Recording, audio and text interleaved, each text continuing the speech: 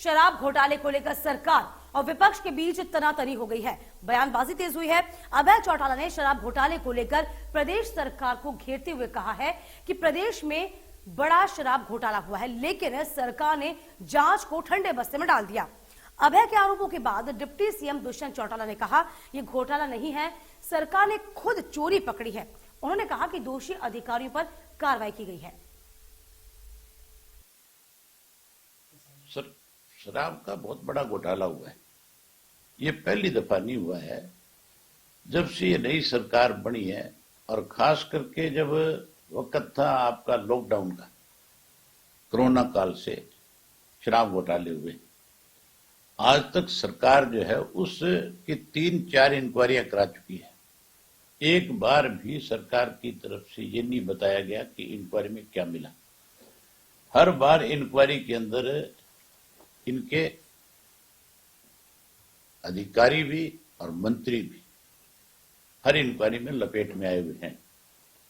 कैसे अपने मंत्रियों को बचाया जाए, कैसे अपने अधिकारियों को बचाया जाए, इसलिए हर रिपोर्ट को ठंडे बस्ते में डालते हैं। सोनीपत के अंदर मैंने जो मेरा मंथली रिव्यू था उसको लेते हुए मेरे सामने आया कि 2 हमारे जो लाइसेंसीज थे L1L13 वाले, उनके वहां पर ओवर सप्लाई दर्शाई गई। और ओवर सप्लाई के अंदर ये पता चला कि जो वहां कोटा परमिटेड था उससे ज्यादा की सेल दिखाई।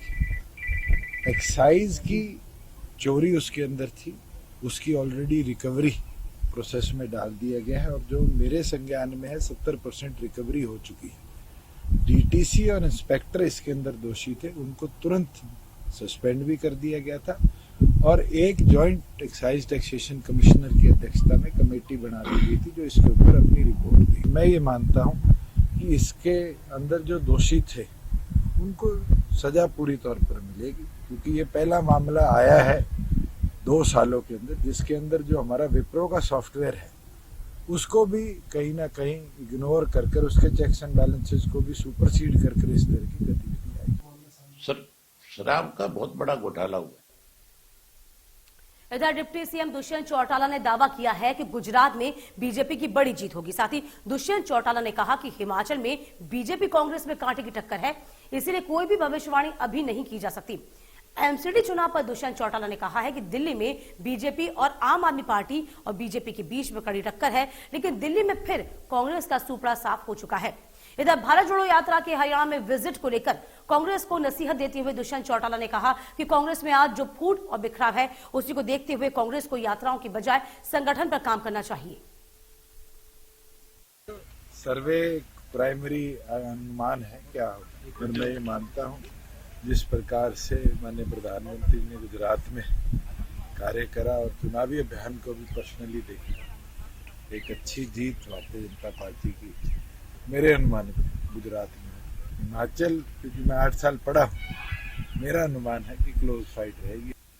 जो एमसीडी और गुजरात से साबित होती है कि कांग्रेस का सुपड़ा साफ ये दिन कांग्रेस के अंदर जितना फूट है, बिखराव है, यात्राओं से अच्छा संगठन पे काम करे लोग तो बेहतर। इधर पेंशन वृद्धि को लेकर दुष्यंत चौटाला ने कहा है कि बहुत से कदम गठबंधन को देखकर उठाने पड़ते हैं। सीएम घोषणाओं और उनकी पार्टी की घोषणा को लेकर एक कॉमन मिनिमम प्रोग्राम बनाया गया है, और हमने प्रयास किया है कि 500 रुपए पेंशन बढ़ाने की आगे भी प्रयास जारी रहेगा।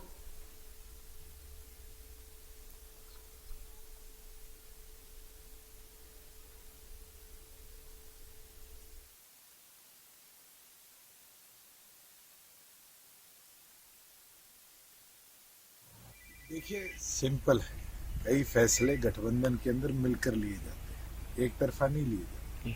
और उसके अंदर बिल्कुल आज के दिन भारतीय जनता पार्टी की जो अनाउंसमेंट थी, हमारी जो अनाउंसमेंट थी, उसके बीच में हमने कॉमन मिनिमम प्रोग्राम बनाया। मैं तो किसी दिन भी ये नहीं बोलता मैं आज 5100 करूँ। हमने प्रयास किया 500 रुपये बढ़ाए, और अभी चर्चा चल रही है इसको आगे और इंक्रीज। वहीं इनेलो नेता अभय चौटाला ने प्रदेश सरकार को घेरते हुए कहा है कि प्रदेश में लगातार कर्ज बढ़ रहा है। उन्होंने कहा कि प्रदेश की वित्तीय स्थिति पर सरकार जवाब दे। इधर बीजेपी जेजेपी गठबंधन पर तंज कसते हुए कहा कि गठबंधन इस साल तक ही चलेगा। एमबीबीएस छात्रों की हड़ताल पर अभय चौटाला ने कहा कि सरकार ने स्वास्थ्य क्षेत्र में कोई सुधार नहीं किया। सरकार की बॉन्ड पॉलिसी पूरी तरीके से गलत है।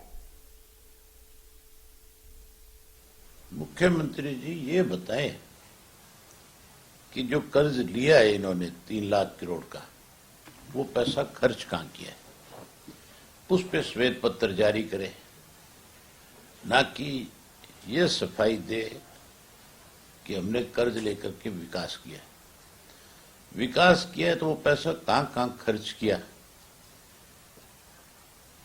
उस पैसे से क्या नई डेवलपमेंट हुई प्रदेश में, वो बताए मुख्यमंत्री। कुछ लोग जो है सारा दिन अखबारों में और आप देशों के सामने बयान देते हैं, बोले हमारा मिशन 2024 में दुष्यंत को मुख्यमंत्री बनाना है। साथ में कहते हैं कि हमने जो है गठबंधन में रह करके चुनाव लड़ना है।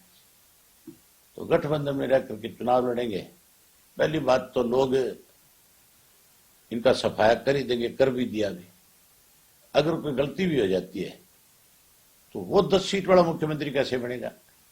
आप कम से कम आपके सामने जब इस तरह की चर्चा कोई करता है उससे पूछ तो लो कि कितनी सीटों पे चुनाव लड़ोगे, सीट कितनी मिलेगी तुम्हें, मुख्यमंत्री तक पहुंचोगे कैसे? जब सीट ही तुम्हें 10, 12, 15 मिलेगी गठबंधन के अंदर, तो फिर मुख्यमंत्री का सपना किस बात का ले रहे हो? फिर कैसे बनोगे? आप कहते हो छूट देने की बात करिए। सरकार की एक जिम्मेवारी है, जहां डॉक्टर्स की कमी है, आप ये कहते हो कि हमने हेल्थ में बहुत बड़ा सुधार किया है। इस 3 साल के कार्यकाल में मुख्यमंत्री ने इस बात को बहुत बड़े स्तर पे आप लोगों के बीच में चर्चा करी कि हमने हेल्थ डिपार्टमेंट में बहुत सारा सुधार करने का काम किया। सुधार नहीं किया। आपके यहाँ जो पढ़ने वाले बच्चे हैं, आप उनको कहते हो कि आप बॉन्ड दो। मैं आपसे पूछना चाहता हूं, आपका सवाल है, क्या आपका कोई बहन और भाई हरियाणा के अंदर मेडिकल कॉलेज में जाकर के एडमिशन लेकर के बॉन्ड भर के अपनी पढ़ाई पूरी कर सकता है? क्या आप इतना पैसा वहन कर सकोगे? अगर आप नहीं कर सकते तो आम गरीब आदमी का जो बच्चा है वो कैसे करेगा?